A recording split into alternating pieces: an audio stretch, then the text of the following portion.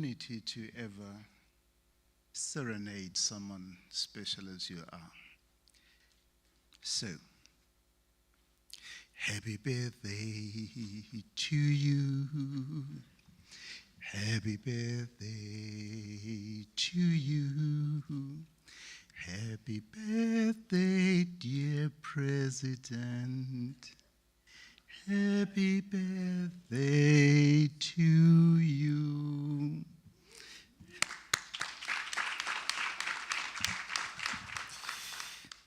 Thank you very much, Program Director, distinguished guests, health and safety practitioners, colleagues and friends.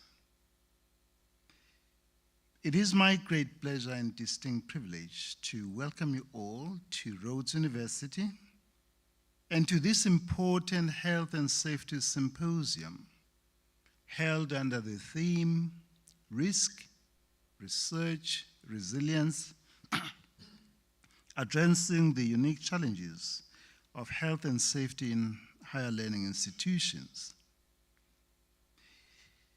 We extend a special and warm welcome to our host, Mr. Eric Ofei, Professor John Smallwood from the Nelson Mandela University, colleagues from the Department of Employment and Labor, SHICASA representatives, and colleagues from the University of Forte and E-University Walter Sisulu. We're especially delighted that, notwithstanding the inclement weather conditions, you have taken the time to join us for this inaugural symposium. Your attendance affirms a shared commitment to building safer, healthier, and more resilient institutions of higher learning. It also demonstrates a collective recognition that health and safety are not peripheral concerns, but integral to the academic project and to the well-being of all who study, work, and live within our university communities. Allow me to express our sincere appreciation to the organizers of this symposium, particularly Ms. Belinda Nomji and her small yet dedicated team for the exceptional work they have done in bringing this event to fruition. We are deeply grateful for your efforts in organizing what I'm certain will be a productive, meaningful, and memorable engagement, Belinda. We also wish to acknowledge with profound gratitude all the speakers who have kindly agreed to share their expertise, experiences, and insights at this symposium. And of course, we thank each one of you for your presence at this symposium. Without you, this symposium would not have been possible. Colleagues, Section 24A of the Constitution of the Republic of South Africa stipulates that, I quote, "Everyone has the right to an environment that is not harmful to their health and well-being." Everyone has the right to an environment that is not harmful to their health and well-being. This, of course, is captured under Chapter 2 of the Constitution, which contains all the rights.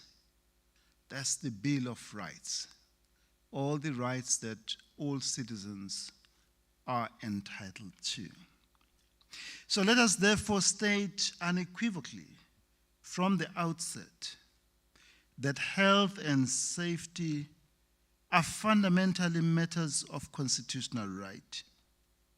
social justice, human dignity, and institutional responsibility. They are not merely technical, procedural, or administrative concerns. They are leadership issues. They are quintessentially governance issues. They are ethical issues. And ultimately, profoundly human issues. The manner in which institutions approach health and safety reflects their values, their priorities, and their regard for human life and well-being. Every student, academic, researcher, administrator, cleaner, cook, security officer, maintenance worker, and service provider within our institutions has the fundamental right to work, study, teach, research, and live in environments that are safe, healthy, and secure. This responsibility extends beyond compliance with regulations. It speaks directly to the moral obligation we collectively, individually, and as institutions carry. This is entrusted to us as we are entrusted with care and development of human lives. Our institutions contain a wide range of environments, each presenting unique challenges, risks, and responsibilities. We manage research and teaching laboratories that handle hazardous chemicals and sensitive materials. We have workshops equipped with sophisticated machinery. We have lecture theaters and libraries, student residencies and dining halls, construction sites and sporting facilities, as well as increasingly extensive digital and technological infrastructures. Each of these environments presents potential risks that must be anticipated, understood, mitigated, and responsibly managed. We therefore have a broad and continually evolving spectrum of challenges. Because these include occupational health and safety risks, not to mention mental health issues affecting both students and staff, and of course, environmental hazards, not to mention cybersecurity threats, and we are all aware of infrastructure deterioration and failures, climate-related disruptions. I've already mentioned issues pertaining to laboratory and research safety concerns. There are issues pertaining to gender-based violence and broader questions relating to institutional well-being and security. So the complexity of these challenges demands integrated approaches that are proactive rather than reactive, preventative rather than a mere response. Given that virtually every part of our campuses may potentially become a site of harm and vulnerability, we must cultivate institutional cultures in which safety, care, well-being, accountability, and prevention are embedded into the everyday life of our university. Issues of health and safety are not issues that should concern only Belinda as the she officer and a small team. they are issues that each and every one of us have to be concerned about. Health and safety cannot exist only in policy documents, compliance frameworks, committees, or reporting structures. They must become part of the ethical fabric and lived culture of our institutions. Every member of our university community should develop a heightened sense of consciousness regarding the health, safety, and well-being of others. We must collectively embrace both individual and shared responsibility for creating campuses that are safe, caring, and humane. As staff members and students who spend a significant part of our lives within our campuses, we must become more vigilant, proactive, and capable of identifying, assessing, and managing health and safety risks.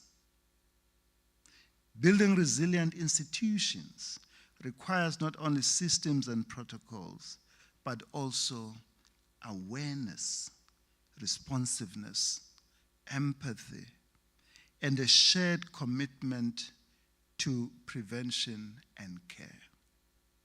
It is my sincere hope that this symposium will afford all of us with meaningful time and space for reflection, for dialogue, and collective problem solving. More importantly, I hope it will serve as a platform through which we can share experiences, examine emerging risks, showcase innovative practices, strengthen partnerships and networks, and develop new and more effective ways of thinking about health and safety within the higher education sector. At a time when our institutions are confronted by growing uncertainty and complexity, conversations such as these are not optional, they are essential. Through collaboration, research, shared learning, and collective responsibility, we can build institutions that are not only academically excellent, but also safer, healthier, more caring, and more resilient. I wish you productive and enriching deliberations, meaningful engagements, robust discussions, and successful outcomes over the course of this symposium. May this gathering inspire new ideas, stronger partnerships, and a renewed commitment to advancing health, safety, and well-being across all our institutions. I thank you.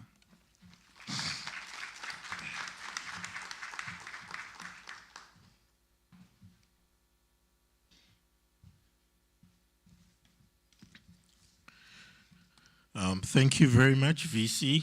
I'm actually a little bit worried about Belinda's section because I think the VC said everything about the purpose of the day. But thank you very much, VC, I just wrote some few pointers, tried to summarize. Safety and security is everyone's responsibility. And thank you for reminding us that every part of campus and the environment can either contribute to safety or become a potential risk if we are not vigilant. And to the SHE officer and the staff, I think it's very good. Also, the VC spoke about how it needs an integrated and collaborative effort. And I believe that's why the office has engaged different stakeholders to work together in strengthening safety and security across campus. And also, lastly, the parts where it also touched me was when you said safety and security is not only the responsibility of the she officer or few individuals. It belongs to each and every one of us. Thank you so much, Vice Chancellor, and I think the Vice Chancellor deserve another round of applause.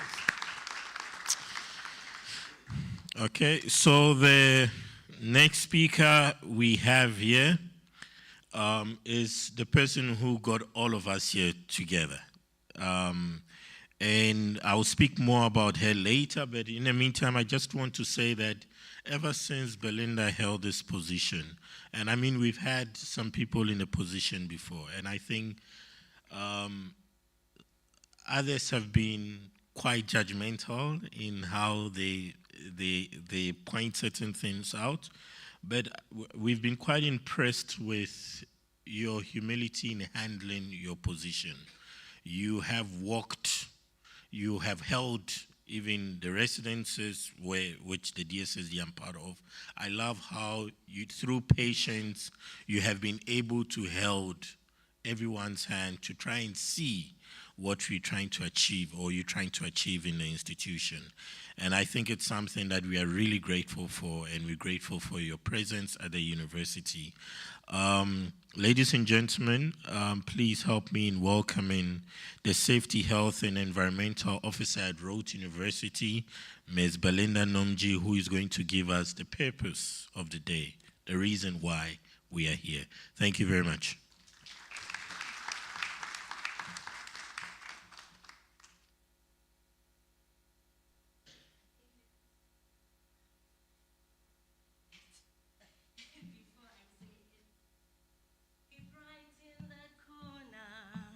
Where you are, be bright in the corner.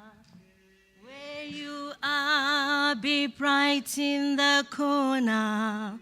Where you are, be bright in that corner. Where you are, where you are, where you are. Where you are, where you are, where you are. Where you are, where you are, where you are, where you are, where you are, where you are, where you are. Thank you.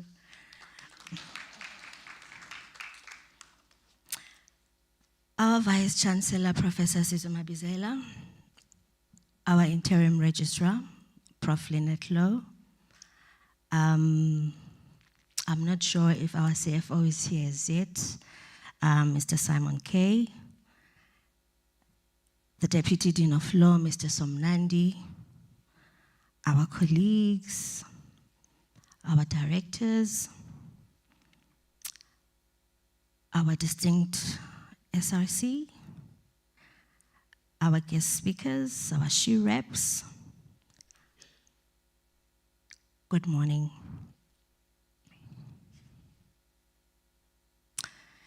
As the SHE officer of Rhodes University, it is a true honor to welcome you. I'm especially pleased to see that this day has finally arrived. Within our sector, we are fortunate to have SHECASA as a professional body that provides a vital annual space for practitioners to connect. However, I have often felt that there was a complementary piece to that puzzle that is still missing. While we frequently see multi-stakeholder symposiums in the mining, construction, manufacturing sector, we rarely see an engagement like this.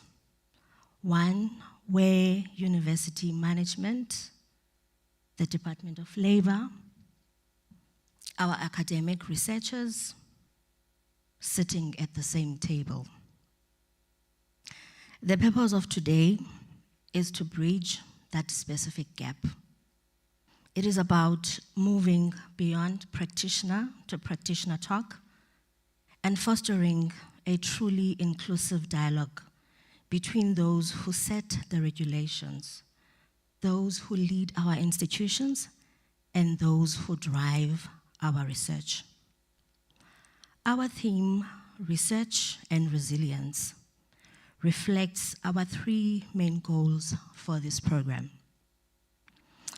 Number one, to align safety with excellence. In the fast-paced environment of a university, safety protocols can sometimes be perceived as administrative hurdles, either to groundbreaking research or to the fluid day-to-day operations of our department. Today, we aim to shift that narrative, showing that integrated safety is the engine that keeps our research and our daily life on campus moving forward without interruption. Number two, to address these unique challenges, higher learning institutions are like mini cities. We manage everything from high-pressure laboratories, specialized chemical storages, to student well-being and maintenance of our historic infrastructure. Our risks are diverse, and solutions must be equally creative. To build collective resilience is the last one.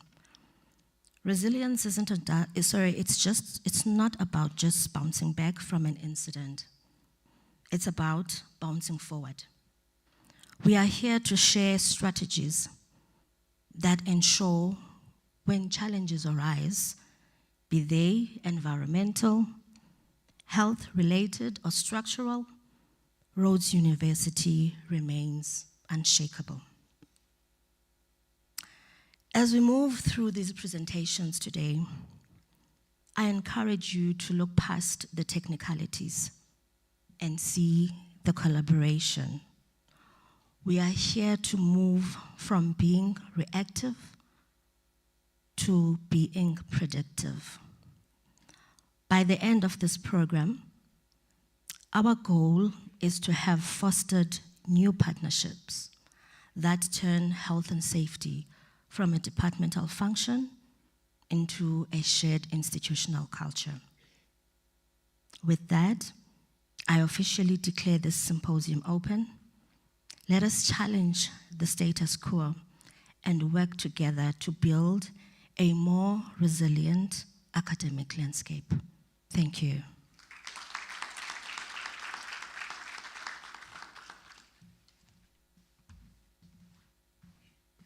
Thank you very much, Belinda. I think you pointed out our aims, what we're here for, our objectives very, very clearly. And I think we will now move to our keynote address. And the theme of that address is integrating research and practice to build resilient safety cultures. And before our guest speaker comes up, I'm going to read a small biography of our guest speaker. Our guest speaker for today is Professor John Smallwood. Professor John Smallwood is not only an academic of emeritus, sorry. It's very important I add emeritus professor. Emeritus professor, because he's a professor forever. Emeritus Professor John Smallwood is not only an academic of immense distinction, but also one of South Africa's leading voices in construction, health, safety, and occupational well-being. He currently serves as the Emeritus Professor of Construction Management at Nelson Mandela University. Dalibong. And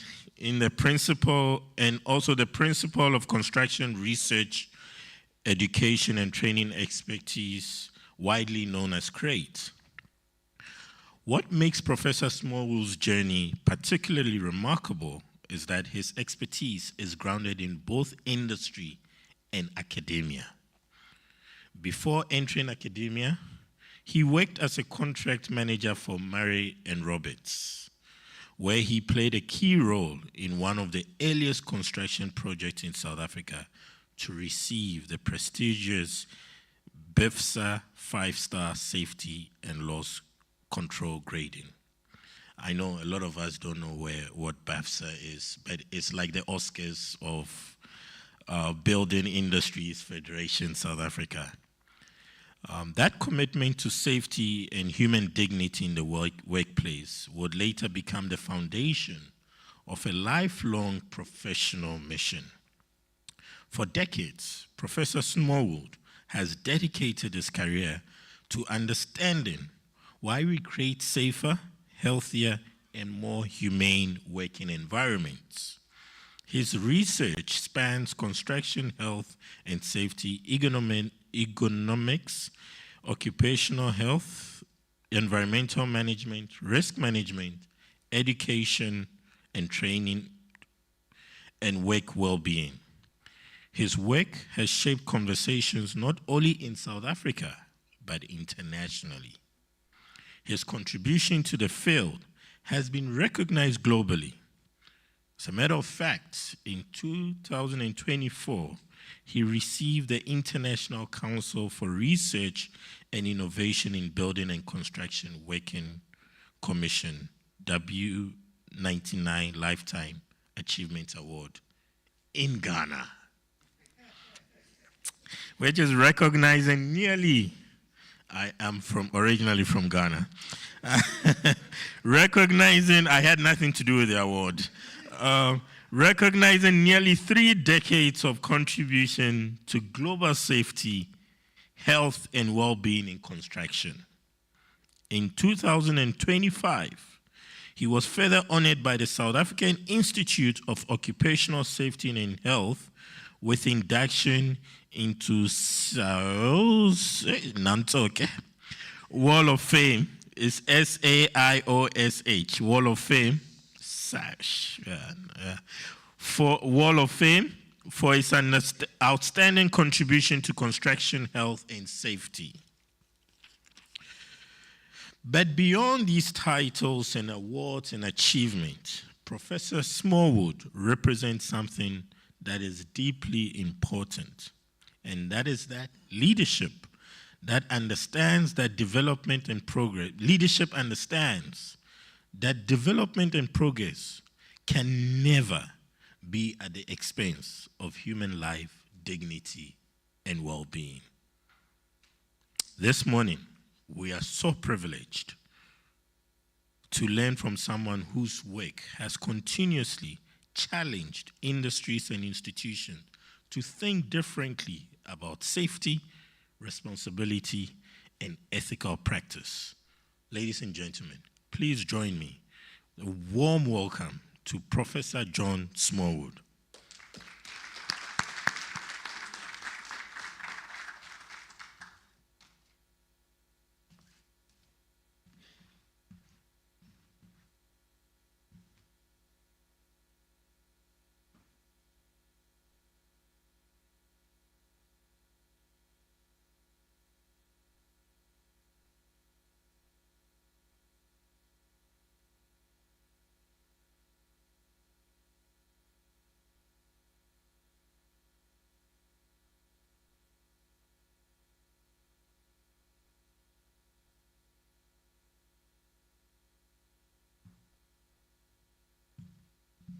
Yes, good morning. Thank you, Master of Ceremonies / Program Director. He's obviously Ghanaian, and I'm privileged to have visited Ghana 5 times, and I have a working relationship with Kwame Nkrumah University of Science and Technology. I do hope you're a graduate therefrom. If not, do not respond. But yes, and Knust, we didn't press gang them to use that Royal Navy term, even though they're a colony and they refer to the whatever the colonial power. And by the way, the Ghanaians have major expectations of the British and South Africans. Let me just mention it. But we press ganged them, and we didn't press gang them, but we requested them to host a joint CIB W99 and W123 conference in Kumasi, Ghana, at the university. For those of you who do not know, the South Africans, if I ask them where Togo is, they have absolutely no idea, let alone Benin and Gambia. But Kumasi is the second largest city in Ghana and the springboard for the mining industry. Ghana mines more gold than South Africa. I just thought I'd share some of these statistics, because South Africans live in a world of total self-delusion. And many of them have never been outside of South Africa. And till you've been outside of South Africa into Africa, you do not know Africa. But I probably should have acknowledged the VC first. And I think the VC, I'm near certain all of you will agree, should undertake roadshows to all the universities in South Africa and deliver that passionate presentation that he did. Apologies, VC, I arrived a bit late. I had to travel from Gqeberha, Ebayi, Port Elizabeth, who knows what it is. Of course, the signs on that side are still Port Elizabeth, but when you head from, I've forgotten now what East London is now, used to be Buffalo City, and you head this way, then this is Makanda, but it's Grahamstown from that side. Andias. I do not know why. But yes, thank you for that, VC. And because of your presentation, I then included consciousness and mindfulness slides, which I wasn't going to include, but I quickly included them because that, in essence, delegates, is the issue. And they're my two favorite Buddhist terms, consciousness and mindfulness. If you're Christian, please remember there are other religions. And I'm not saying that because of inclusivity, the need for inclusivity, but you can learn from other religions. I wonder if they found the presentation. Oh, is it there? Is there?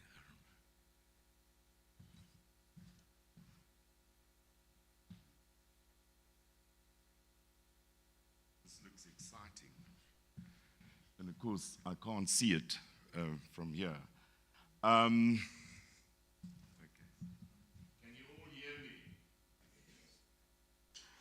Oops, no, that's not good. You're going to get bumped. No, that's not good.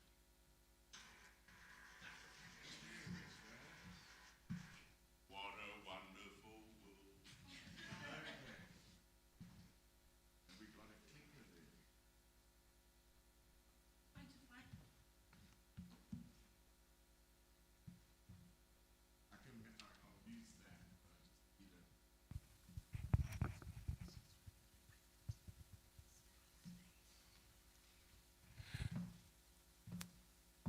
Are they going to forward it? Or? I'm just going to bring it. What is this? No, that's the thing.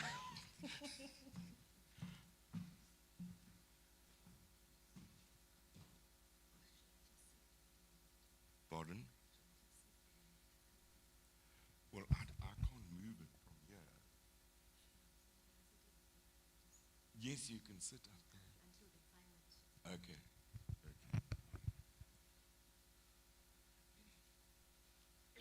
Yes, I'm used to a laptop in front of me, and then I reverse and forward and play.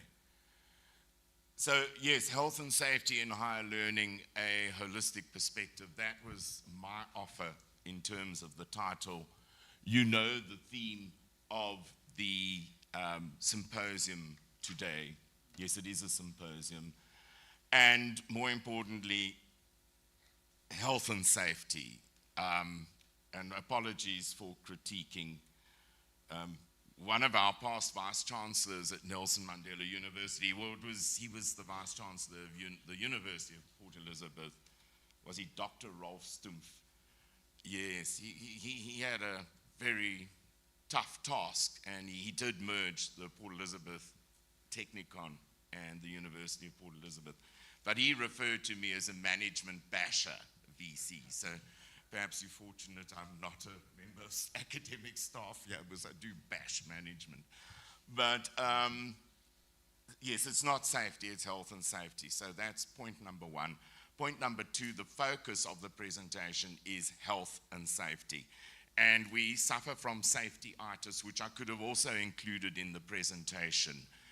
But that, of course, is demeaning to those who are suffering from an occupational disease, such as asbestosis, noise-induced hearing loss, silicosis. And it's not only a mining industry issue, silicosis that is, it's a construction industry issue, and contractors undertaking work on any one of the roads, university buildings or structures could face that hazard.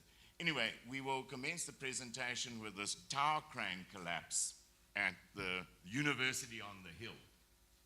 That's how the Peninsula Technicon people used to refer to UCT. I have another term which I cannot share with you. But I do know the folks at many of the people at UCT. And in fact, Dr. Rodney Ehrlich from Public Health, and a very well-known author of a mining health and safety title, he and I undertook the first occupational health in construction study in 1997. So yes, they certainly have produced notable graduates, notable research outputs, plus. But UCT's had a few problems in its time. And of course, hence my comment with respect to the Vice-Chancellor, or recognizing his presentation, because the reality of a university is it's a business. That's in terms of financial management, and many members of staff, not only academic, forget that a university is a business. And it's a very big business, and that's why the corrupt in our country, which I'm going to refer to later, target universities, because it's a kind of a cash cow. It's almost a cash in transit vehicle, or 100 of them, whatever. So there are a lot of issues with respect to universities, and universities of technology, and TVETs, and schools. And the other reality in terms of the financial, or relative to the financial aspect, is there are a lot of buildings and structures and infrastructure. And of course, those present challenges. I haven't recorded it in the presentation, but I sent our Vice-Chancellor photographs of toilets. So I'm also known as Professor Toilet. But if I find a toilet here without a seat or a flap on, it's going to be a problem. Okay. But anyway, the irony of this slide and the subsequent related slides, they were sent to me in 1999 by someone at UCT. And just forward again, please. Thank you. And hence I acknowledged anonymous. And it's not because the person didn't want to be acknowledged, but they also probably were not the photographer. But this is taken on UCT's, I think, upper campus. And in essence, a crane, and you'll realize it's group 5 because of subsequent photographs. So the apex of the mast became detached. The apex of the mast and the jib became detached from the mast. Oopsie, that's, the red's not working. But anyway, and the jib ended up crashing through that double-pitched concrete, clay-tiled roof. Now, as far as I'm aware, there were no students present. But, oopsie. Okay, we got it right. But as you can see, it could have, the outcome of incidents, it can be minor, moderate, major, or catastrophic. This could have been catastrophic. And yes, a jib of a crane, tower crane, do not ask me how much it weighs, but it's obviously a of substance. And there you'll note the apex of the roof after the removal of the jib. And when I showed this to someone yesterday who was visiting South Africa from Australia due to a 50th reunion of Grey High School. I'm from Grey High School, by the way, not St. Andrews. CEO Kolisi's also ex-Grey High School, not St. Andrews. But Nick Mallet attended St. Andrews. And he said to me, this looks like a happy accident because that female, probably one of the management team on the project Smiling. But that's the hoist drum of the tower crane, which is always at the end of the counter jib, the other end, the non-lifting end of the tower crane. So that's quite a substantial component of a tower crane, and of course if it fell on someone's head, that would be a problem. The student fall from a theatre roof at Wits University, another one of my favorite universities. You know, UCT and Wits are allegedly, sorry VC, they're allegedly whatever universities in South Africa, not the blue chip, there's another term for them. But anyway, on a more serious note, an 18-year-old performing arts student sustained devastating injuries after she fell from a skylight, through a skylight, not from a skylight, onto a tiled floor of the Wits Theatre during a practical tuition on the roof of the theatre. Now, I would hope each and every one of you would say, John, what was she and whoever doing on the roof of the theatre? But anyway, the problem with this is the Gauteng High Court Johannesburg in a recent judgment, and you'll notice the reference is 2025, ordered Wits University to pay 11,289,412 rand. Gee, I got that right, unlike a past president. Into the trust account of the students' attorneys. Please note, into the trust account, not into the students' account, like one of those NSFAS ones. And as compensation for general damages and future and past medical costs. Now, the problem with this incident, it's not an accident, I'll explain that later, is that it's not good for the image of Wits University. As in the case of the tower crane that collapsed onto that building on the upper campus of UCT. It's not good. And I've been under quite a bit of pressure because I was in Brazil and I returned on Tuesday morning from Brazil to South Africa. But two of our students, that's Nelson Mandela University students, were murdered. I think it was last year. So that's not good. And it features in the media and yes, VC, it's extremely unpleasant for Vice Chancellor and all members of staff and the student cohort when such incidents occur for 1,000 reasons, and not just for humanitarian reasons. This fire, and I'm near certain most, if not all of you, are aware thereof, it was a devastating fire. Its origin was Devil's Peak, and it was determined that it was the result of arson. But the Jagger Library succumbed to it. And that Jagger Library was not a suppository of colonialism or whatever. It held major African collections. And it's a tragic loss. And I could have added more slides. I can always, our host today, when I edit the presentation, I can add some more detail. But you may not be able to see it. I cannot see it from here. But the problem is, or the root cause, you could argue, John, it's the fire, or the arsonist. We can, fishbone analysis. But the problem is, UCT, I nearly said useless UCT, did not undertake maintenance. So there were a lot of dry pine cones and pine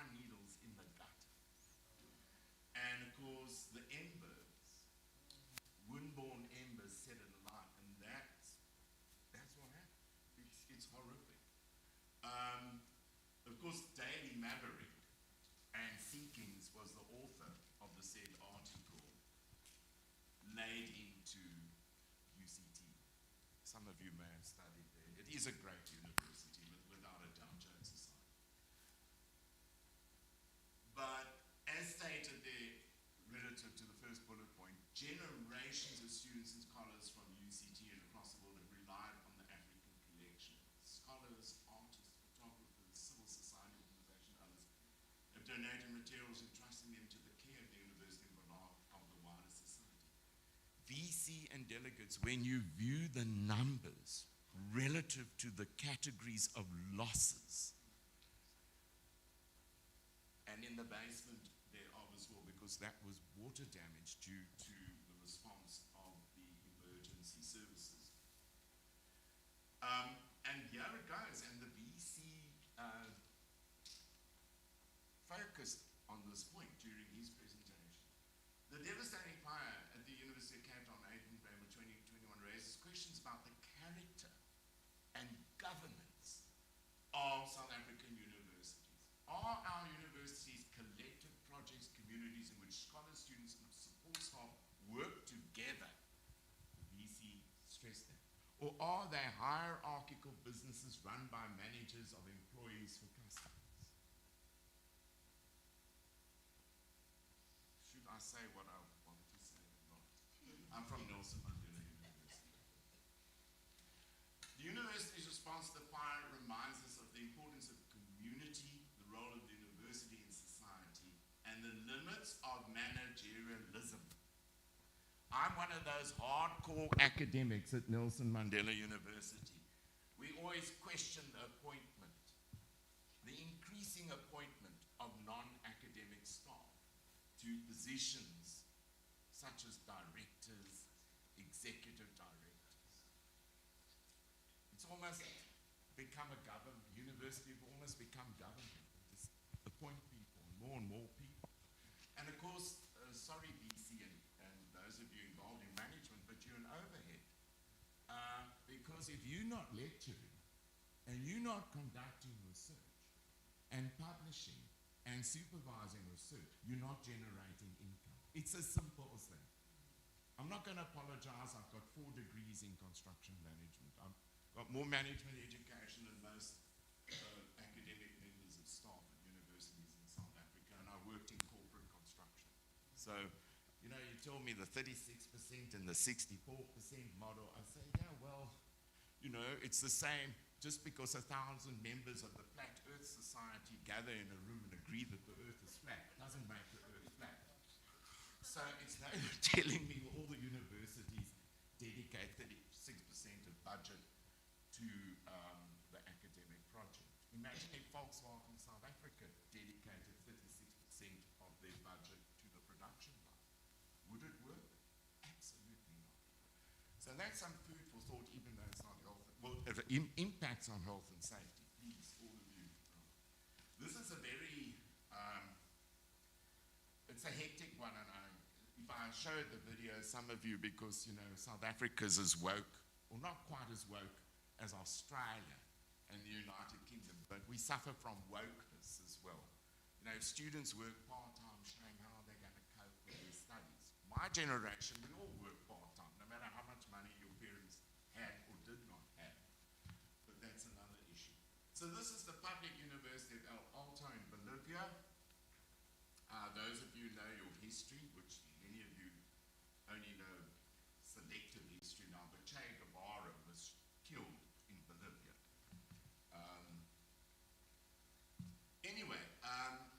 So that's a balustrade collapse, and students were gathering in an area outside of a venue, and there was a bit of pushing and shoving, and unfortunately this point is not working, but you'll see in the foreground the pressure that had been exerted on the balustrade and eventually gave way.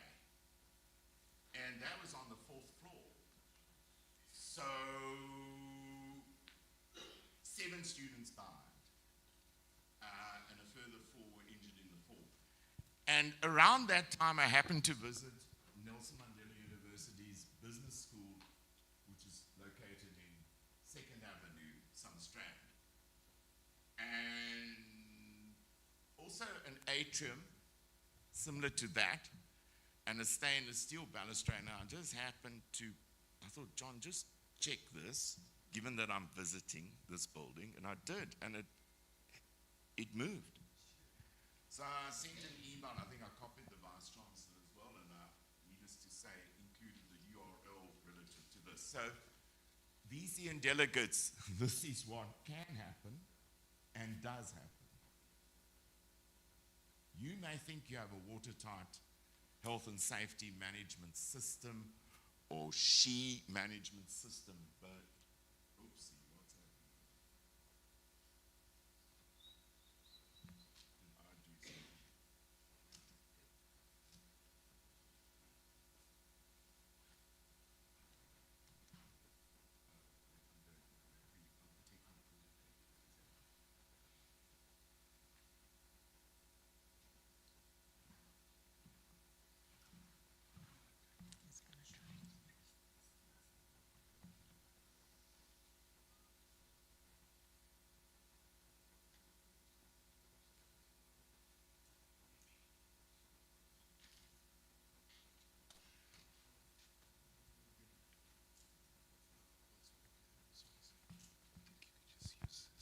Yes.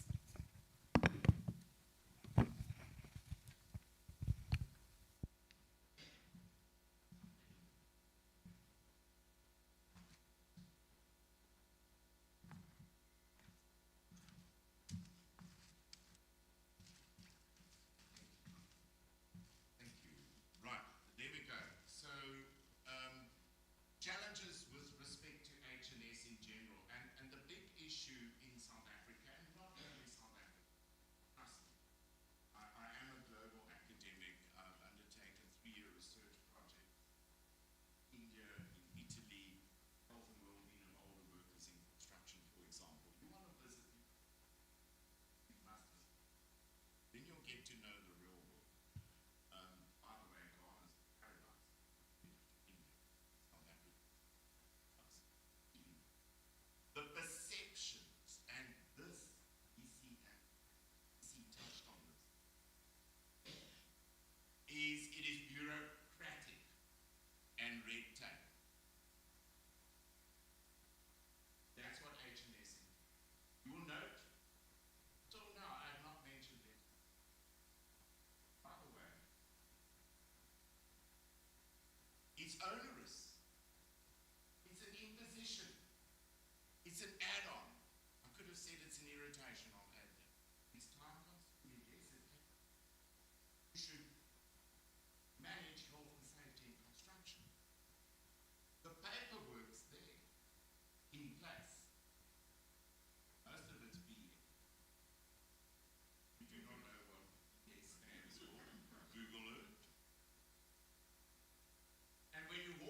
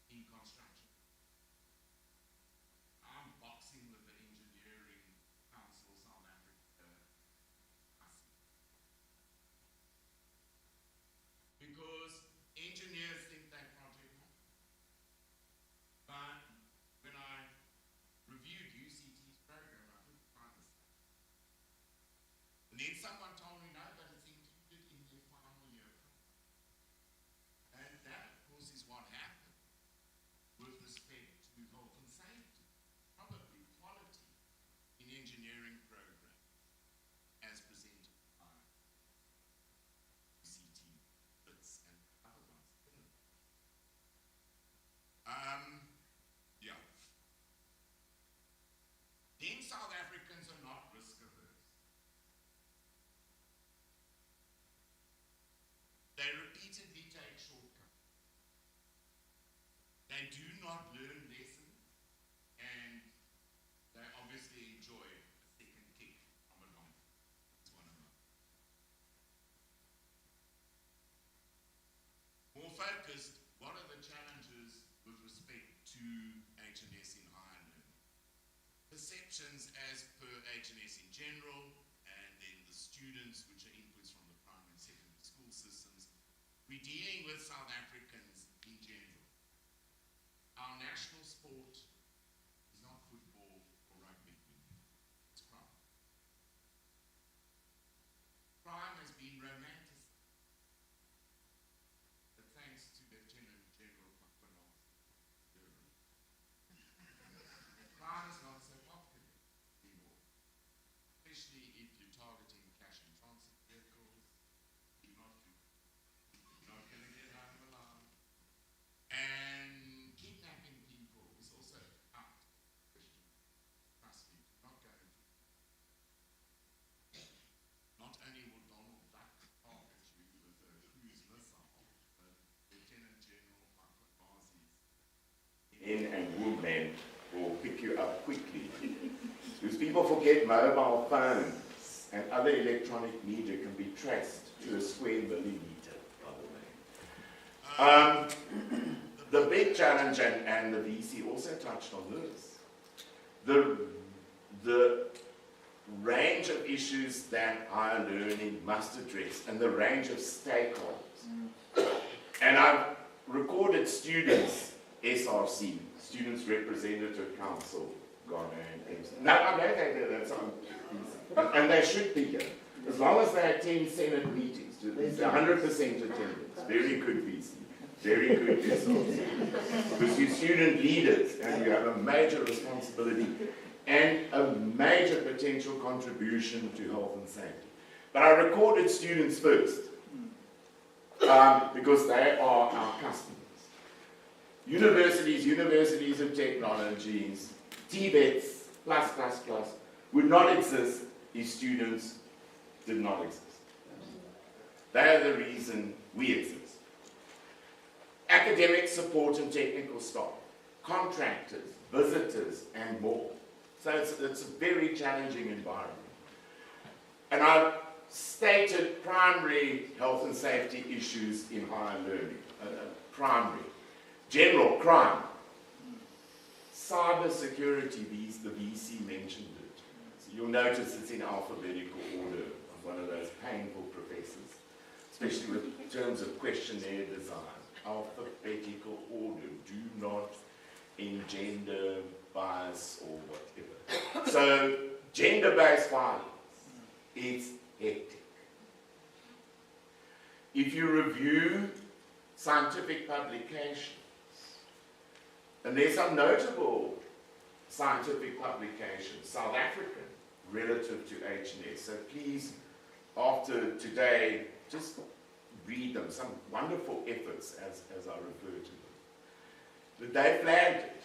And then health and safety. And please, health before safety, because H is before S. And I am mentioning the Occupational Health and Safety Act. I've been battling with the South African construction industry for decades. We had the Machinery and Occupational Safety Act, as published, promulgated, correction, in 1983. In 1993, the health component was featured, the Occupational Health and Safety. And the health issues are bigger than the safety issues because they're latent as opposed to patent. Noise-induced hearing loss, by the time you realize it has happened, it is too late. You can cut your finger and the observation is immediate. Indoor air quality, a major issue. Lecture venues, although some students are likely to fall asleep due to boring lecturers. Hopefully not at Rhodes. Mental health and well-being. Now the VC mentioned this. The stress in South Africa due to, among others, crime and cyber security. There's always some person trying to phone me, or SARS. Now they're trying to impersonate SARS, the scammers. and the banks. And the best thing is to not respond to a phone call unless you know who it is. But anyway, so that results in a lot of stress. Hunger, and student hunger has become a big issue. There's a walk for hunger, which was now postponed due to the rain, and of course, me being who I am, I asked, well, is the hunger being postponed? But anyway, because I had to ask the question, and so I'm a professor. If you do not ask questions such as that, you shouldn't be a professor. But you've got to remind South Africans, you can postpone the walk for hunger, but the hunger is not postponed. So that's South Africans, they have this problem. You know, the urinal, it becomes blocked and they go and wrap it up in a black plastic bag. I don't think they're going to change black plastic bags. It's only Woolworths bags now, because apparently people carry money in the black bag and you can't see it. Even worse, the people who carry the money in the black bag do not realize there's CCTV. VC is their CCTV. Just now Donald Duck is monitoring us. Some of you haven't asked me who's Donald Duck. But yes, and it's a big issue. So there's a lot of stress and transporting of students. That's a whole issue on its own at Nelson Mandela University because of off-campus accommodation. And I drive past queues of students. I think John Wender, I can't use that four-letter word, are those poor students going to get to the lectures? And yeah. And then pandemics, well, we had that COVID-19. It was overreacted to globally, but anyway. Primary health, and now I've added including nutrition. Protests. You know, if only South Africans worked as hard as they protest. Security is a big issue. And traffic safety. So those are the general primary health and safety issues. Students, they attend events, they undertake study excursions, field research, the VC mentioned, laboratory experiments, VC, yes. I do not want to know what goes on in universities and universities of technologies, laboratories. Sports, of course, sports injuries. Workshop activities, and they are noted academics. So our School of Engineering, within our Faculty of Engineering, Built Environment and Technology, they have several workshops where students and lecturers undertake engineering-related activities. Staff hits, and a hit now by that I mean is boom, you know. And of course our sister university, and I refer to them as that, was Rhodes and Nelson Mandela University, University of Fort Hare, Walter Sisulu University, they've experienced hits.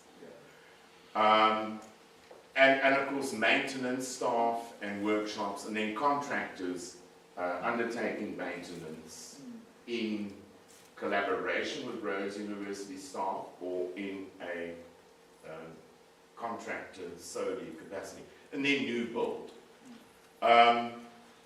The big issue in construction, but not only in construction, is the term accident. There is no such thing. I know my late mother said, do not use the word thing. Traditional definitions include, among others, an unplanned event. Are accidents unplanned? Absolutely not. If a performing arts student climbs onto a roof of a theatre at a university, that's hazardous. It's looking for trouble, as you say. Any investigation, review of an incident will indicate that they are meticulously planned by default, either through actions and or omissions. The 5 functions of management work, and I'm a Louis Allen follower. He was my management guru and our professor's good management guru. And he evolved functional management, and the 5 functions of management were simply are planning, organizing, leading, controlling, and coordinating. And if you review business management texts globally and those that have been authored in South Africa, they tend to follow Louis Allen's functional management theory. Because management, the functions of management are thus, and an accident is an unplanned event, then it's a failure of management. That's the reality. And you may have been monitoring or maybe listening to the Minister of Public Works and Infrastructure. And I think he's nearly lost his mind with our industry, all the building collapses. It's just, as he said, they're preventable. Absolutely, each and every one of them are preventable. So this approach constitutes a philosophy, a state of mind. And Schwartz, and I reviewed that title relative to my PhD in construction management, The Magic of Thinking Big, and he refers to this theory.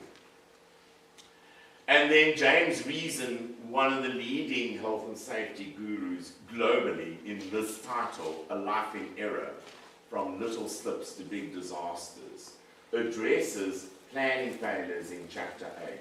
Highly recommended for many academics in Rhodes University and other universities. I also reviewed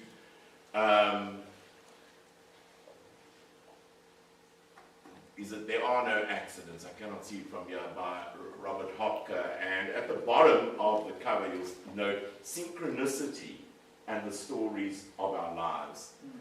So a different kind of coincidence, a confluence of events that shakes us up. You can see and feel the significance in the randomness, like pure chance or just a coincidence. However, Jung refers to it as synchronicity. And then these 2 very well-known authors, Gerstein and Ellsberg, flirting with disaster. And the dust wrapper of that title is not damaged. That's the crack is part of the dust wrapper. Why accidents are really accidental. So VC and delegates, if you do believe there is such a thing as an accident, you really need to revisit your belief. Thanks, VC, as I said, consciousness and mindfulness, my 2 favorite Buddhist terms. I've spent a lot of time in Southeast Asia, and not just holidaying on the beaches of Thailand, but attending conferences in Thailand. I have to head to Hanoi in Vietnam on the 18th of May to attend a major safety, health and well-being in construction and people in construction conference there.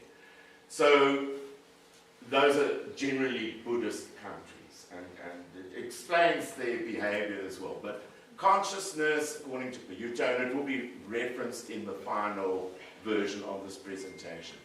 The perception and awareness of sensations which will be related to particular intentions. So your mindset and what you're thinking affects what you see and how you act and how you respond. That's just, I'm simplifying it. But the awareness of sensations, seeing, hearing, smelling, tasting, touching, and cognizing, the basic climate of the mind from moment to moment. And as stated, it's fashioned into specific qualities by intention. Through self-observation, a person can see, be aware, and in control of his or her own body or mind mindfulness. So you need to be aware of your thoughts. And you may need to constrain your thoughts. And yes, let me move on. I'm going to use an example now, and it's a construction-related example. Now, I'm near certain most of you, when you view that, you think, John, do people do that in construction? Yes, they do. And that's why 5 people died on that Stellenbosch project, June 2008. That's anonymous. and I've got photographs. There should be a Department of Employment and Labour person present here today because we have a presentation, I do believe, courtesy of the Department of Employment and Labour. But I have photographs they do not have. I work 7 days a week, even though I'm retired. I'm just mentioning. But what these clever people did, now there must have been a client, there was a structural engineer, and there was a contractor. And there were probably supervisors and certainly workers. But they positioned these props on loosely stacked bricks. You'll notice the bottom or lower red arrow is focusing on, I think, 4 courses of loosely stacked bricks. To support a reinforced concrete slab that was supported by load-bearing brickwork, because they wanted to remove the load-bearing brickwork and reconfigure the ground floor of this building. I could have showed you more slides. I might insert another one just to provide a better perspective. But you'll notice that the load in the foreground is such that those props should be yellow because they've become bananas, the curvature. But there's no end restraint, top and bottom. There's no horizontal bracing. And you'll notice in the rear of the photo, the collapsed slab, that section, and that's what killed the 5 workers. So, yes, the intention to realize optimum H&S will engender optimal observation and cognizing relative to inadequate support work. So that's the consciousness, or that constitutes the consciousness component. Mindfulness will result in, among others, intuitive wisdom, which will prevent clinging to the conditioned phenomenon of cost. In other words, doing it as cheaply as possible, reducing the centers of the standards, the vertical components, or omitting the bracing. There's not a single tubular brace attached to any of those props either. And I'm near certain many of you would have realized doesn't look good, without me even explaining it to you. It's that bad. But that's what the South African construction industry resorts to. And of course that could result in a collapse and suffering of workers, and the VC referred to suffering. So traffic safety, and I'm not going to dwell on this, but I had the slides on hand from a presentation I delivered in 2018, so pardon, it's a bit it's dated in terms of statistics. But that provides you with an indication of the number of fatalities relative to the number of fatal crashes. We have a very high motor vehicle accident incidence rate in global terms. And it's not only taxis. It's not only taxis. You know, South Africans love to blame the taxis. But note back in 2015, Verstaer and Fourie estimated the total cost of South African road traffic accidents to be 142.95 billion rand. More importantly, at the time it equated to 3.4% of GDP. The number of crashes per 10,000 motorized vehicles for South Africa is 12, and the number of fatalities is 11. So, yes. You will note there's a breakdown there, and obviously younger drivers is an issue. Not only passengers in motor vehicles, but pedestrians. Notice the ladies here, or I don't even know what to say now. We're not allowed to refer to gender at Nelson Mandela University, BC. Is that the case here? You're not sure. Well, I don't know how human resources manages the diversity without knowing the gender, but I never asked our VC that. Even though the DVC, even though he likes me, I think, I thought I shouldn't ask him that. This is a bit embarrassing. It's rather obvious. So yes, 48.5% of the vehicles involved are motor cars and station wagons. There's our light delivery vehicles. And South Africans love moving people around on light delivery vehicles. You know it as Bucky. Bucky is a Blue Bulls rugby player. But it's a light delivery vehicle. That's the official South African name, SRCPs. And minibuses third, 9%. But yes, of course, when a minibus taxi does get involved in a collision, you know, they don't only transport 10 people. That's the problem. Factors that influence MVAs: driver age and gender, vehicle type and age, the environment and geographical conditions, the roadway, that's the condition of the surface, occupants and other road users. Jaywalking, of course, is a big issue.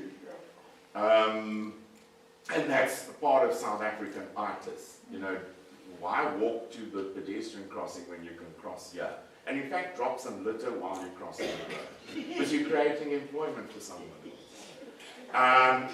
And that's the challenge VC and other delegates in terms of health and safety is housekeeping.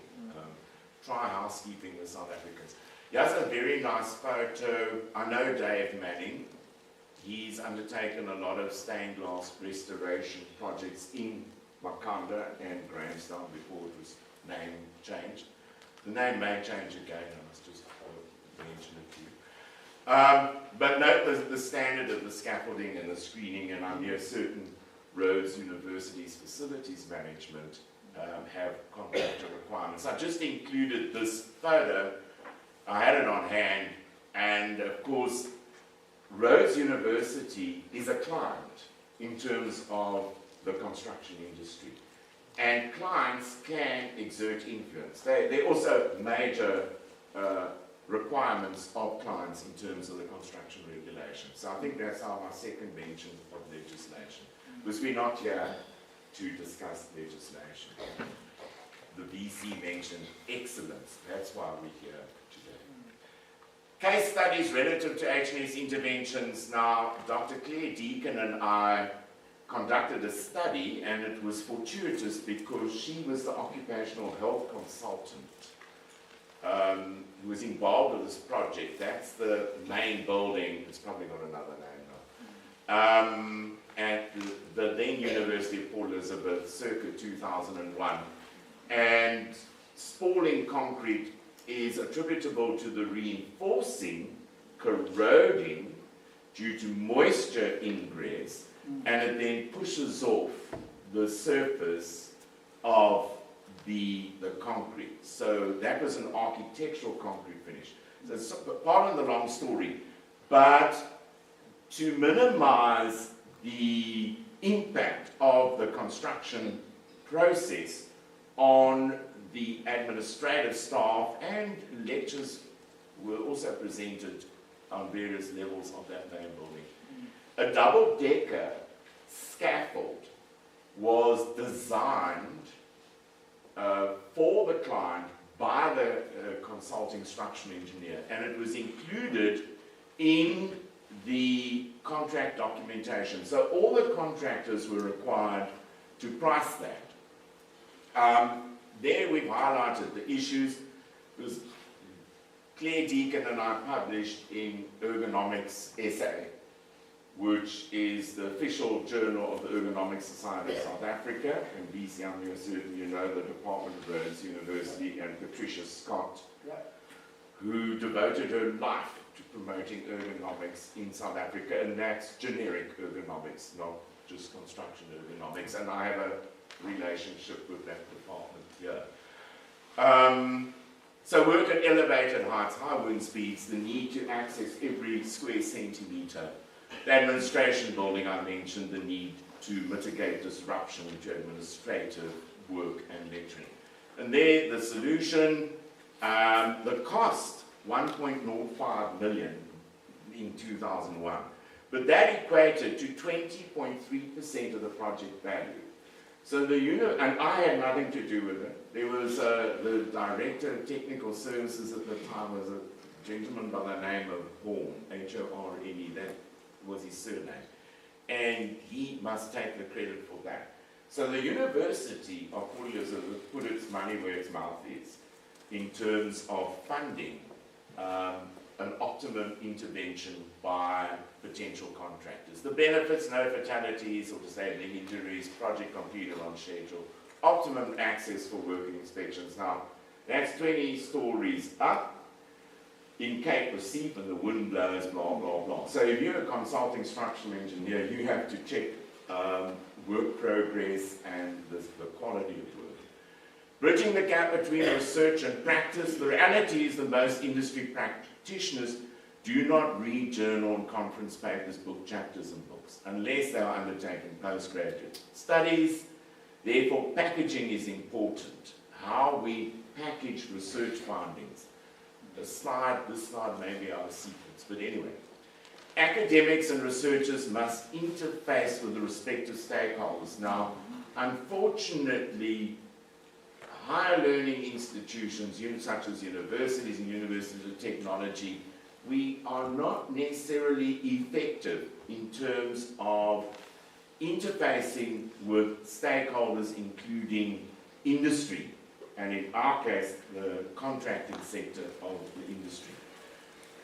On a lighter note, or perhaps positive note, all levels of research can enlighten survey respondents. Even an interview can enlighten survey respondents. So it's not just the research findings, it's the process. H&S interventions, seminars and workshops, short learning programs, contemporary magazine and newsletter articles, future graduates. Our university is always trying to generate third stream income. BC, I'm sure you, as Rhodes University, focus there on. It's just someone has to evolve a short learning program, and then there's the tension, between paying the presenter, the development presenter, university-related rates. What a fascinating job you and other BCs have. Future graduates, inclusion of H&S subjects or H&S's components of subjects, and the importance of research in academia in terms of contributing to H&S. So there's limited awareness of H&S in higher learning institutions. You may think you have a problem at Rhodes University. Well, it's a problem in most universities and universities of technology. Limited inclusion of H&S in higher learning institutions programs. So we see this is one of the takeaways and delegates for today. The nature extent of interventions to resolve many H&S issues in higher learning institutions are generally not known. The amount of research conducted relative to H&S in higher learning institutions is limited. Create and maintain awareness of H&S, document H&S case studies, contribute to developing an H&S body of knowledge, H&S programs and curriculum development. Now, in our case, there was a need for a construction health and safety program at honours level, which I evolved the program and informed two VC and delegates. I included the appointment of a lecturer. But of course, people do not read documents and they sign them off. And so then we shocked the management of the university. We said, now we have to appoint this lecturer because we proceed with this program. And they said, oh. I said, on that page. Okay, key interventions. Inclusion of H&S as a value for higher learning institutions. Yeah. That's probably number one. An H&S gap analysis across the board in not only Rhodes University, but all universities and universities of technology. How many programs address H&S? How many H&S related programs are offered? What are we producing for South Africa? Never mind about laboratory health and safety, blah, blah, blah. What are we producing for South Africa? MBA programs, to what extent do they address health and safety? H&S measurement, now performance measures and outcomes. So what percentage of first year Rhodes University students received H&S induction in 2026? You do not have to respond. Do you have documentary evidence that every first year Rhodes University student received H&S induction? Did you assess the impact of that H&S induction delivered to first-year Rhodes University students in 2020? Sorry, BC, it's not homework, but I'm just mentioning it. And then obviously outcome measures, what is the first aid incidence rate, what is the medical aid incidence rate, heaven forbid the disabling injury incidence rate. And then H&S should be included as an item on the agenda for all meetings. I served on faculty management committee for probably, I was a head of department for what was illegal for too many years. But I do not recall H&S being an agenda item. Yeah.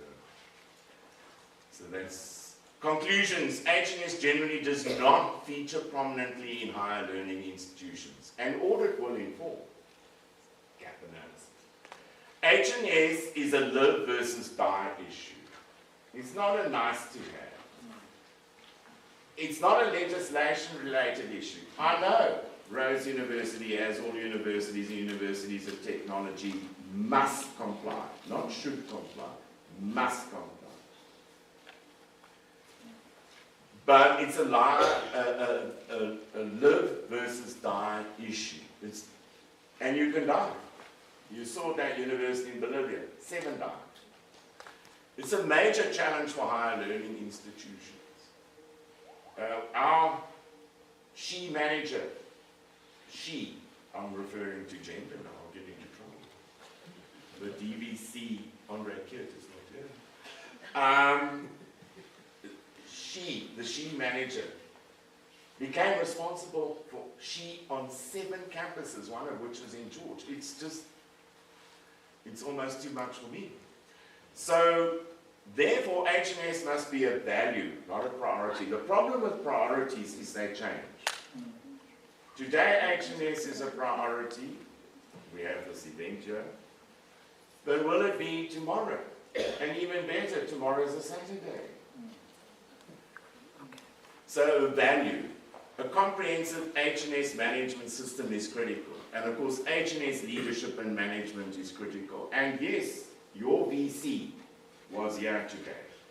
And he clearly spent time preparing that presentation. Leadership by example. Driven from the top. And my third mention of legislation in terms of Occupational Health and Safety Act, the VC, is the CEO. And is responsible for health and safety at Rhodes University. I trust you know that, or been told that, VC. And as long as VCs remember that, because when this performing arts student falls through the roof of the theatre, the CEO is the 16.1, is section 16.1 is responsible. Recommendations, a paradigm shift is necessary in terms of how H&S is viewed, approached and promoted. I didn't focus on the cost of prevention vis-a-vis the cost of accidents. I could sneak in a slide post-presentation. I'm probably overrun my time. The CEO, VC, must champion H&S. H&S must be an item on the agenda for all meetings. You know, I think FTEs is first FETs or FTEs, full-time equivalencies. You know, that tends to be the focus, certainly in our university. Then we ask, but where's the PhD graduate income? Where does that go? Anyway, H&S must feature in all higher learning programs. And not just in terms of addressing the Occupational Health and Safety Act, the big picture. Because we are producing graduates for a range of industries. Focus on risk assessment relative to all activities. I've even told the Department of Employment and Labour, forget the paperwork. If we conduct a hazard identification and risk assessment before I descend the steps, when you climb into your motor vehicle to drive away, is your right rear tire, still inflated.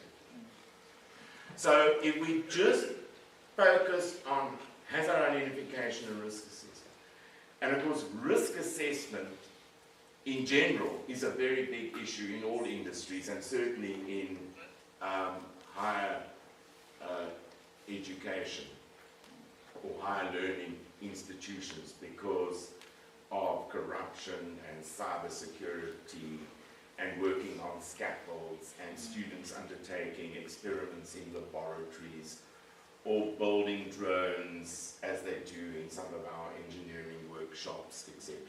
So there we go. Thank you for the invitation and the opportunity.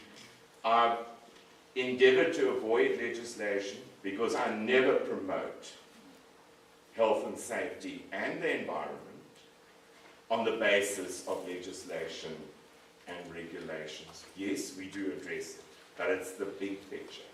The question is, upon closing, would you address health and safety if there was no legislation? I leave the response to you. In other words, do we need to be told what to do? We adults, and we need to behave as adults. What I didn't address was synergy. Health and safety is a profit center, but it also contributes to image and reputation. You do not want performing arts students falling through the theatre roof. You do not want students being burnt to death, which I believe has not happened today, in a residence. Students being murdered in a residence is not good. Not good. Not good. It's not part of the program. On that note, Master Cyril, MC, you know that. Thank you.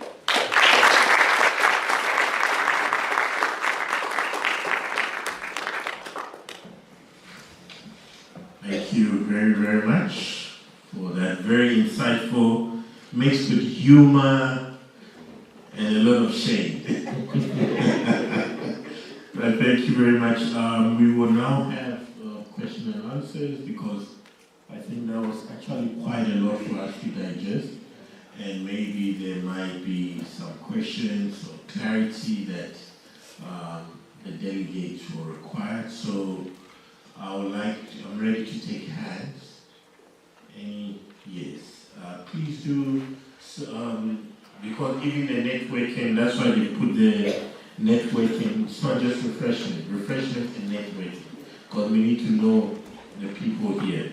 So before you ask your question, we humbly request that you introduce short introductions so that we will know who we are speaking to. Thank you very much. Program Director, Yes. thank you for the opportunity. The name is Lethawa Nalo and the surname is Mokhohlo Ulwani. I'm from Durban University of Technology. I'm here with my president of SHICASA. I was the president, so I'm handed over the presidency to Member Vuku. Thanks, Prof, for the insightful. I wish Prof just give me a proper visa, with due respect, sir. Just a minute of your time. And I want to say thank you to Prof. Smallwood for the presentation. One of the challenges that you posed to the House is the issue that health and safety often becomes an issue of health and safety officers. And that's very true. But thanks to Prof. Mabizela that you're here today, I wanted to, should I put it as a comment or a question, to say, how do we bridge a gap, Prof, with management? Because as officers, health and safety officers in the universities, we are seen to be, and Prof has referred to as management bashers. We always appear as, you must watch that one, and they are referring to us. as if we are doing something wrong, yet we are very important stakeholders of the university to try and ensure that health and safety of staff and students is maximally observed. So how do we then bridge that kind of a gap, Prof, with the management? Because we don't normally get accolades and congratulatory issues except for being best all the time. And only when you are supposed to have auditors coming on board, then we get to be harassed with all these compliance things, as if management does not know that, one, we could be very much short-staffed. I don't know at Rhodes University, but where I am, it's only 2 of us, 35,000 students, 2,000 staff members. We are expected to ensure that everyone who has a question, we have an answer for. Now, Prof, because I just dragged you before you left, how do we bridge that gap? How do we ensure that 16.1 appointee gets the message clearly and they're able to give us support on the ground so that we ensure that even your name, your reputation is to a standard? Thank you, Prof. All right. Thank you. Before the next speaker, I think our VC does have other engagements. So I don't know if there's anyone else before we transfer to Professor. Yeah. Is there any other question that will be directed to our VC? Not to the VC. Okay, then I think I'll let the VC answer so that we can excuse it. Thank you. Thank you very much for that comment. I think one of the things we should take out of the keynote address is that we should move away from the compliance mindset, that there is legislation, we must comply with legislation. We should see health and safety as essential, as something that we all must ensure for the well-functioning of the university if we really care about the health and well-being of staff, students, and everyone who visits our campuses. So that I think is one important thing. Let me declare that the one staff member I fear the most at Rhodes University is Belinda.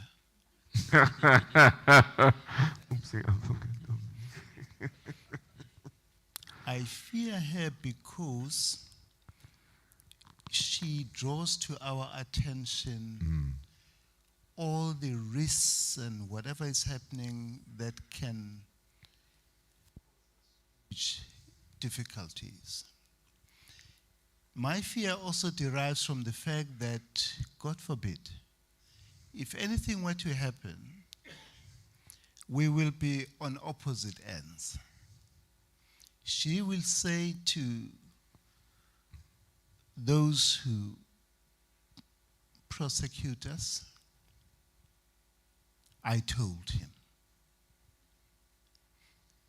And so I plead with the university leadership and the entire university community to listen to her and to act when she points out some of the vulnerabilities. Because by virtue of her position, she cannot say that she did not alert us to that. The other thing that I mention over and over again is something called the burden of knowing. Ignorance is bliss. But once someone has told you, you can't unhear what you have heard, and you can't unsee what you have seen. Therefore, you can't say, well, I didn't know.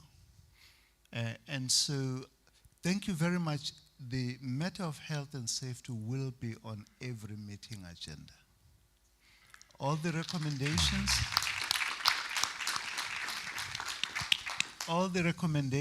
that you have put forward will be thoroughly engaged. Thank you very much, John, for that. And Thank you, VC. so we have to, it's really about caring about people's lives and well-being, and that's all that this is about. If we as leaders take that seriously, we should not see our health and safety officers as a problem, but we should challenge ourselves to change our own attitude to matters of this nature. Thank you very much. All right, thank you very much.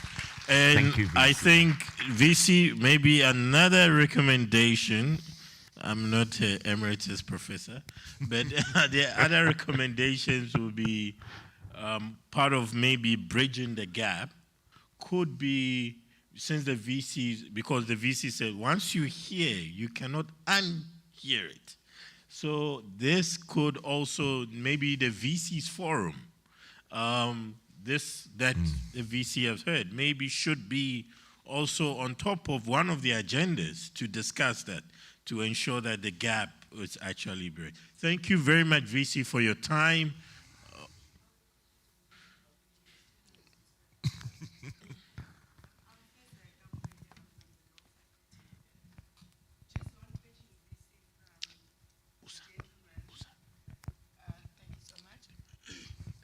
The gentleman actually mentioned from Durban that they're actually having a challenge of being two she staff members in the entire university.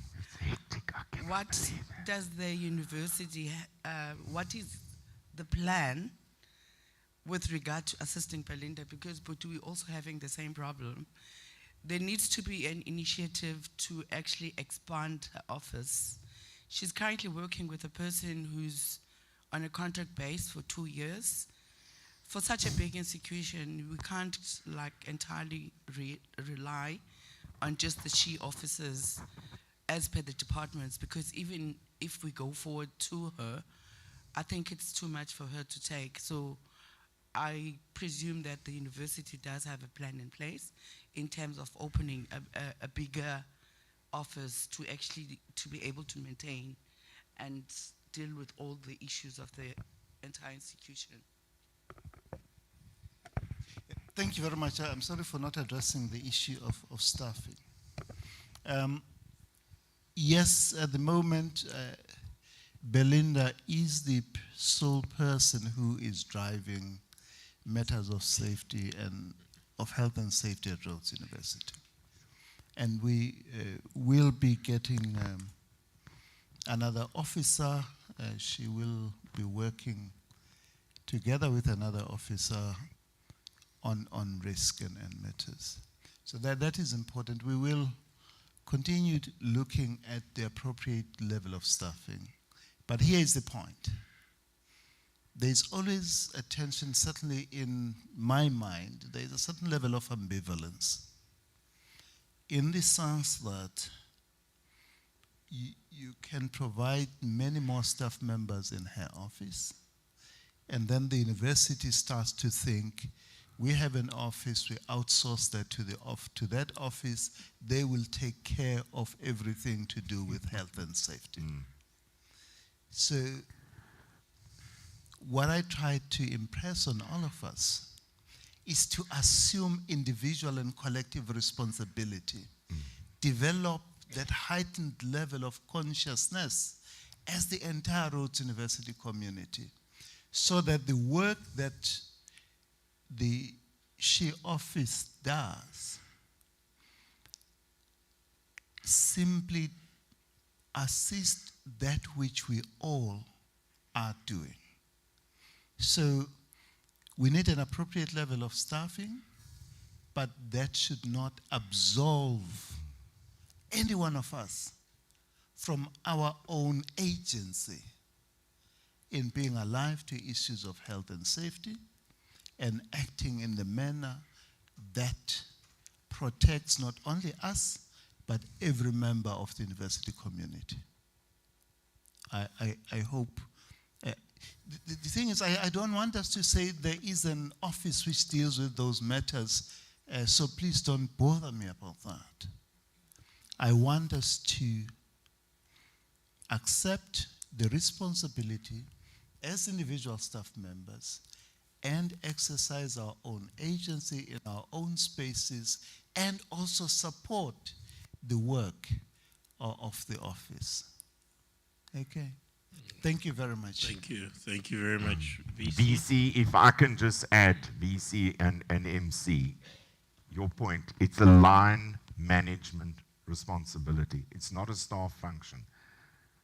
Belinda, and even if you employed another 20, it's a staff function. They provide advice and expertise. But health and safety is an integral part of whatever job you do or function that you fulfill at a university. And that's not the case probably at all universities, University of Technology and TVETs in South Africa. So well done, VC, once again. Not that you need me to tell you, well done, but I need to emphasize that. It's what we do, and we address that first before we do anything. Thank you very much for your time, VC. All right, and we'll move to the other questions for, yes. There's SRC. Yeah. Please do introduce yourself. Good morning to our esteemed guests, my counsel, our lovely she officer, Sis Belinda, our host, and to you, Prof. Smallwood. My name is Ovaya Makalima. I am the Safety, Health, and Environmental Counselor for this lovely institution. I'm part of the SRC for 2026. And this is relatively, I won't say new portfolio, but it's been added on. It's been the environmental counselor, but now we're moving. So I actually enjoyed your presentation. Thank you so much. Since I've become the she counselor, I've kind of better understand the protocols and policies that Rhodes has. But now my question is with regards to the students, right? Because I represent the student body. And I've noticed that unfortunately our student body is complacent, they're too comfortable and ignorant of the environment. And we have the policies in place, we have the resources, and we utilize social media to get across to the students. My question to you now would be, what do you think could be a small but high impact change that we could implement that could kind of help students internalize safety culture? Correct. Thank you. Sorry, I just want to try and grab a couple of questions. Thank you very much. Is there any other hand? Yes. Okay. Then you come down. We have 3. Is it possible? Good morning, all. My name is Ruth Zulu. I'm from the Human Kinetics and Ergonomics Department. Thank you so much for the presentation. I think my question is actually quite similar to the one that was asked before. I was curious to, one of the things that was mentioned was about how health and safety, we've talked about it being collaborative, and that involves the students as part of it. And I wanted to know, like, what is the role of the students? I understand in terms of awareness, but does it just stop there, or is there a bigger role for students in going more into research? Because you mentioned, like, there are quite a few gaps. So I just wanted to find out, like, what do you feel would be the strongest role for students in terms of health and safety? All right. And then the last one.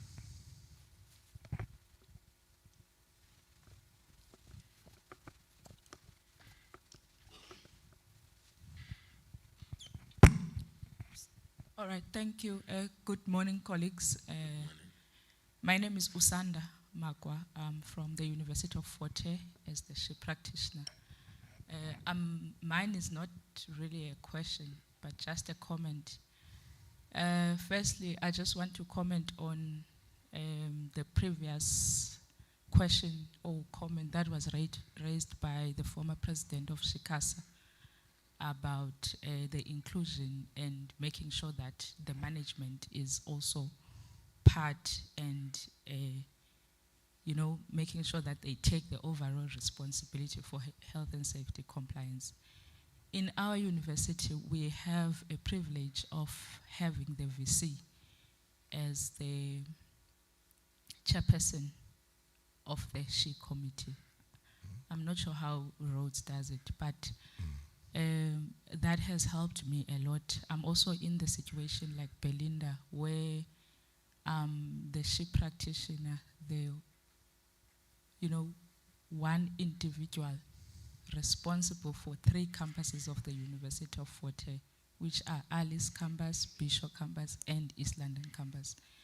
And it's such a huge role, and it's a frustration as well, because I can attest I am not able to, make sure that everything is done because I'm all alone. That was just a comment. And there's this last question that Professor Smallwood raised, saying, would you address health and safety if there was no legislation? And immediately my mind went straight to the contractor management. We have, many contractors, especially in the university setup, that come on campus. Contractors for events, contractors for, caterers, you name them. And now when you raised that question, I also immediately had a question on my mind to say, if there was no legislation, what tool can we use as a measuring tool for compliance? Because contractors mostly, their focus is more on making money than making sure that there is compliance. So it's not really a question, but just a food for thought. Thank you. Thank you very much. Prof? Yes. The SRC, just as management commitment and worker participation are the 2 pillars of any HNS program, you could argue that management commitment and student participation in health and safety are the 2 pillars of an HNS program in an institution of higher learning. And a TVET is an institution of higher learning as well. Let us not forget them. So yes, you could endeavor to engender student reporting of non-compliance. You could engender student suggestions relative to improving health and safety. The whole issue of compliance is in a sense laughable. In the OH&S Act, it states, the chief inspector may require you to have a health and safety policy. Now, I think anyone with a half a brain would know you cannot manage health and safety without a health and safety policy. But that's what the Act says. The construction regulations say, relative to excavations, that is, that each excavation must be inspected before commencement of the shift. The construction regulations does not refer to inspecting that excavation at any other time during the day. So we need to, and I upset the Department of Employment and Labour, and if I do, it's, as we say, tough turtle, not that I eat turtles. But I know I upset the Deputy Minister of Employment and Labour in Johannesburg. That's my function as a professor. I get paid to profess. That's why we refer to as professors. So compliance is not necessarily better practice. In fact, It's not better practice. Anglo-Americans' journey model, MC, please remind me. I'll insert it in here. And resourcing of health and safety, I'll insert it. But Anglo-Americans' health and safety journey model features 5 steps. Compliance is step number 3. So, yes, compliance is not utopia or the optimum. So I'm just mentioning that. And then compliance with what? If there are 10 or more people working in an area, in an employer, you must have a registered first aider. So now there are 5 people working in the area, or I speak under correction, or maybe it's the health and safety or the first aid box. But we need to be very careful of following legislation and regulations blindly. Because let's say there are not 10 or more people, and you do not employ a registered first aider because you do not have to. And you do not know that Errol, who's actually Errol the epileptic, has an epileptic fit one day. Now there's no registered first aider who knows how to respond to Errol the epileptic's epileptic fit. So be very careful following legislation and regulations. It may not be logical. I've just given you some cases. I can cite several. That's maybe why the Department of Employment and Labour, some of the people do not like me, because I'm a professor. I don't follow blindly. So I'm just mentioning we need to be very careful of, and that's why the VC, and I picked up on it very quickly, excellence. Because step 5, basically, of Anglo-Americans' health and safety journey model is excellence. And I know excellence is a relative term. We do not use excellence in quality management because excellence to the MC and I, although I think you and I are similar, even though you're Ghanaian and I'm South African, but yeah. Excellence is relative. It means different things to different people.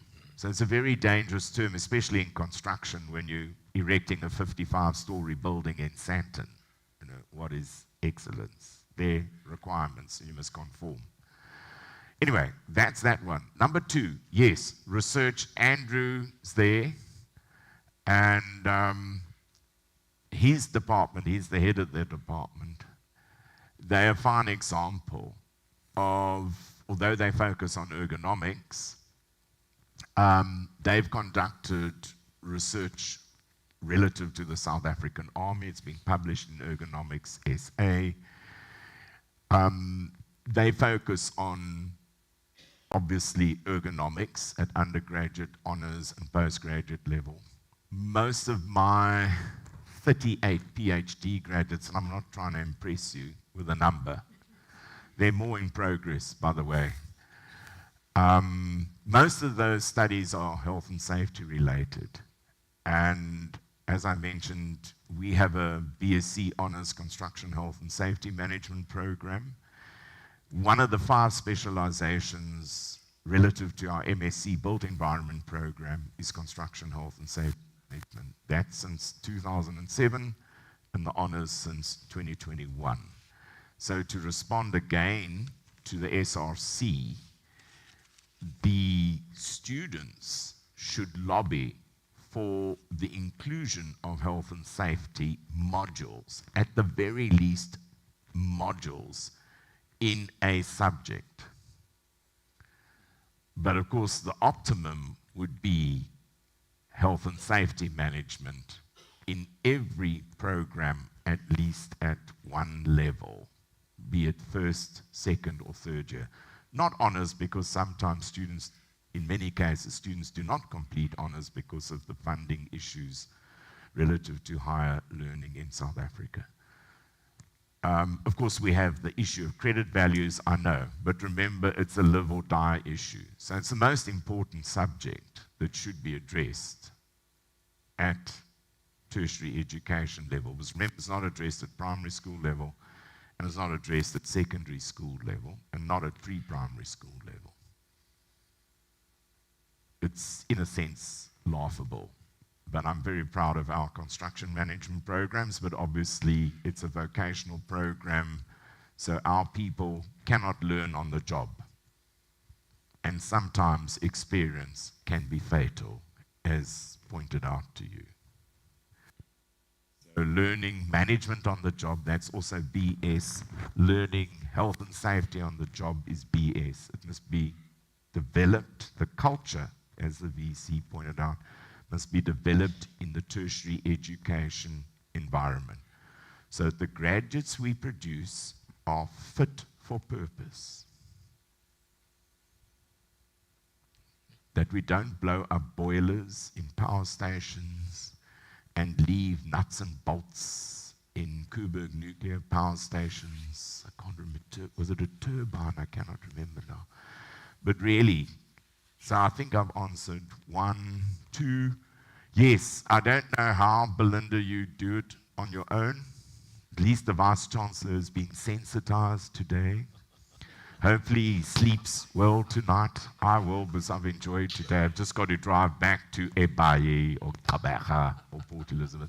I don't know how 2 of you deal with it at DUT. Maybe there's divine intervention from Allah, Buddha, or God in alphabetical order. But yeah, but the VC did point out, and it's the same as the Department of Employment and Labor. We cannot expect the Department of Employment and Labor to inspect health and safety into processes. We adults. If you do not include health and safety as a value and address it before anything else, you're dumb. And I remember there was a movie, did you see it, MC? View it, Dumber and Dumb. Yes, I think there's a part 1, I saw that, and then maybe it was a part 2, but South Africans have starred in about part 100 already. But yeah, there can never be enough inspectors. And that's a global issue, by the way, in the United States of America, in Europe, trust me. And if you had 10 people, H or she people in DUT, would it make a difference? You would, but until you press the button, which is the student button, all the lecturers, professors, support staff, technical staff's buttons, you're not going to realize a health and safety culture and a health and safety climate. I didn't address health and safety culture and health and safety climate today. I've already taken too long. Where are we? Yes. Are we over time now? Thank you. Thank you so much, colleagues. So when you get outside, please do try and get your name tags. And also, it is very important, I think it was put here intentionally, so it's not just refreshments, but networking. Getting to speak to people from other institutions or other departments, I mean, it can only make our, in terms of what we know, richer. So we're going to take a 20 minutes break.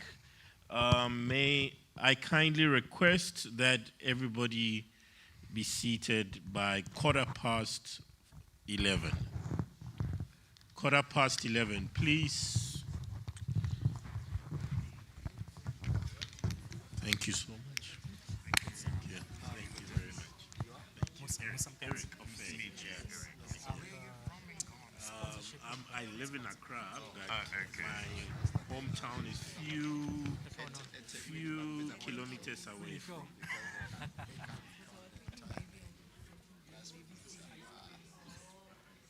But I'm also part of the Akan tribe, the people, the Ashanti. Because when you go to Kumasi, those people, I'm part of that, yeah.